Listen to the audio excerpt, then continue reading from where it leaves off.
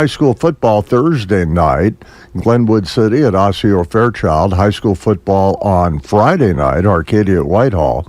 No Packers this weekend. They are off this weekend before they start the real season coming up against Detroit. So that'll be good. And of course, you'll hear that game right here on WHTL. We are your home for Packer sports in the Trempealeau Valley. 57 right now. Outside, beautiful day. Feels like fall on the way to a high of 72. But it's Tuesday. Time now for the Veterans Connection here on WHTL.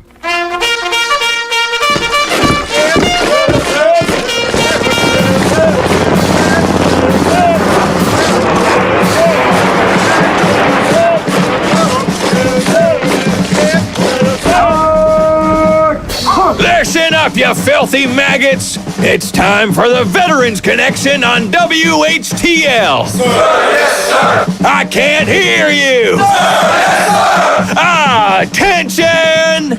You serve your country. You made the sacrifice. The Veterans Connection is here to help. So fall in line, dirtbags. Sir, yes, sir. What's that? I can't hear you. Yes, Drill Sergeant!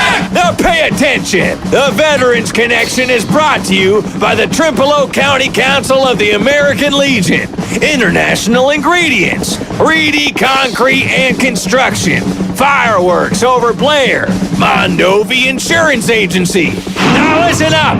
The Veterans Connection starts right now.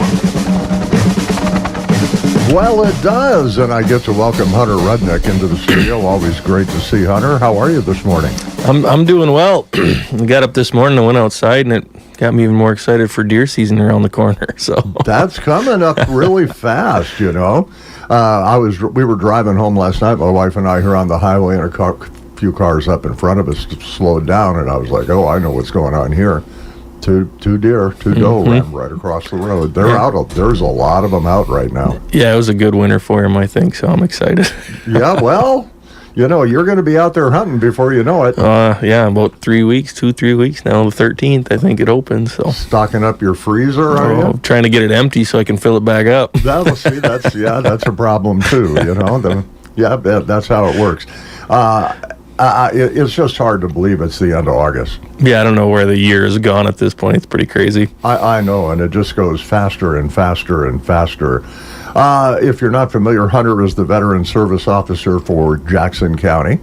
Every county in the state of Wisconsin has a VSO, and they do amazing work for the veterans. And today you wanted to talk about something... Not primary benefits, but secondary benefits. Yeah, so I wanted to, we talk a lot about primary service connection, direct service connection, and what I wanted to go over today was secondary conditions to be service connected and what they are and how people go about getting them service connected. An example of a secondary condition, one that I see relatively often, hypertension is something that you can get directly service connected. I see it a lot in the Vietnam veterans. Hypertension, if you have hypertension, that can cause issues with your eyes. So that would be something that's considered a secondary condition. Because you have hypertension, that caused something with your eyes. Mm-hmm. Your eyes aren't messed up because of something that happened in the service, but you got hypertension because of an exposure to Agent Orange, and that in turn caused your eyes to have issues. We can actually claim that on a disability claim. There's all sorts of different examples that I could use, but I kind of want to explain, I wanted to explain what a secondary condition is, and then just a couple little tips and tricks on what we need to make it more likely to actually get the VA to service connect some stuff like that.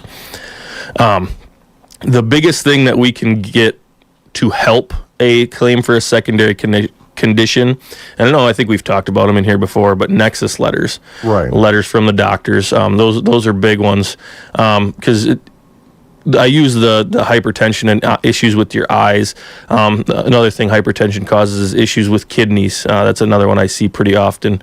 Hypertensive chronic kidney disease is something. You get hypertension, you have high blood pressure. That causes heart-related issues. Yep, a lot of heart-related issues. Another one that a lot of people don't think about that can be hard to get service connected, but if you get a nexus letter from a doctor, Say you have a right knee condition that you have service connected. You messed up your knee while you were in the service, your right knee, and because you limped on your right knee for 30 years, it caused your right hip or your left knee to start to have issues.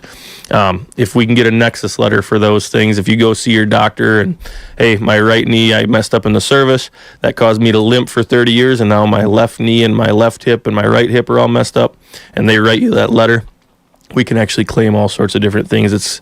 It's all related. I mean, everything's connected, right? So that's something that I do quite a bit in my office, but sometimes can be an uphill battle, and those nexus letters can be a really big help to try to get those things service connected. So it's really kind of like playing connect the dots. Mm-hmm. You know, if you've got this problem, well, maybe this problem is related to it, or maybe this problem is caused by this. But it takes some time to work through that maze and get those letters and connect the dots and get to the final objective. Right. And, you can connect the dots as far out as you want, right? If you got your right big toe service connected, you're probably not going to get a doctor to write a letter that your right big toe chained up to your left shoulder and cause you to have left shoulder issues. It's got to be reasonable. But it's something that I see quite a bit, and like knees are a really common one I see too. You get somebody service connected for a right knee condition, and I mean, if you've ever seen somebody with a bum knee and they're limping around, it's going to affect your other knee.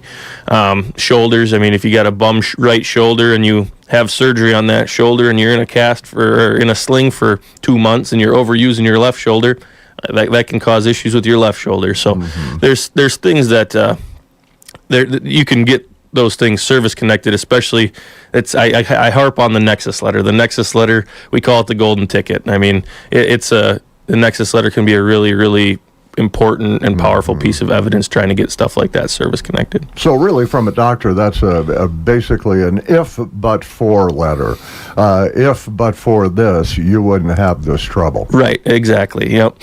So I guess I should have started with this. So to get something service connected, and I'm sure I've talked about it before, you have to have 3 things, right? For direct service connection, you have to have a current diagnosed condition. So we'll just use a right shoulder. You have limited motion in your right shoulder, diagnosed by a doctor, whether it's tendinitis or whatever it is. Current diagnosed condition.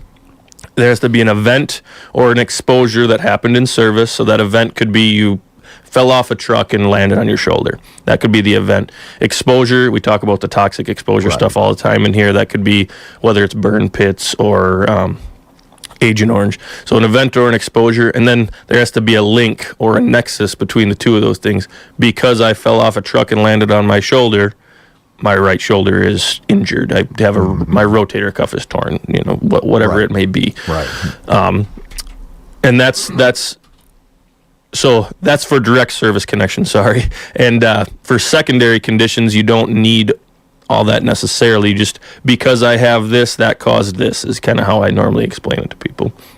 And you're not going to know whether you're qualified for any of this until you sit down with a VSO and work through it and get the documentation that you need. So, reach out. I mean, if you've got a question and you're suffering with something, reach out and find out, what is possible and what isn't. Absolutely. Yep. You gotta get in the office, whether it's my office or whatever county you live in, or whatever county or whatever office you're closest to, because you don't have to go to your own county. We kind of encourage people to go to their own county, but if you're 15 minutes closer to another office and you're just over the county line, go wherever is easiest for you. That makes a lot of sense. Right. Makes a lot of sense. Have you found that more veterans, as they become aware, are starting to reach out more and more? Yeah, I've been taking anywhere from like 10 to 20 new veterans into my office every month, which has been pretty cool. A lot of people listen to the radio.